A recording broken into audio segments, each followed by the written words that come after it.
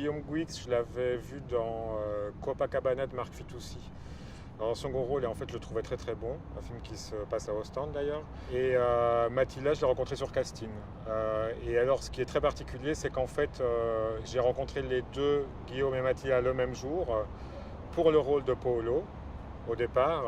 Et en fait, j'ai pas pu faire un choix pendant 15 jours. Je me disais, mais est-ce que c'est Guillaume? Est-ce que c'est Mathilda? Est-ce que c'est Guillaume? Est-ce que c'est Mathilda? Et puis à un moment, je me suis dit, mais en fait, il faut que je les mette ensemble, parce que c'est les deux personnes qui me restaient dans la tête. Et donc j'ai décidé de créer un couple à partir d'eux, alors qu'en fait ils venaient pour juste le premier, enfin le rôle de Paolo en l'occurrence. L'idée du film, c'est qu'au premier jour de tournage, ils se connaissaient pas trop et qu'il y avait une approche progressive et une connaissance progressive dans la fiction, oui, parce que c'est l'histoire du film en fait. Et c'est ce qui s'est passé sur le tournage, ça veut dire qu'il y avait une sorte de grande timidité et d'appréhension sur le premier jour, où on a vraiment joué la rencontre amoureuse, les premiers moments dans la maladresse, dans la timidité, dans la gêne, presque dans la honte.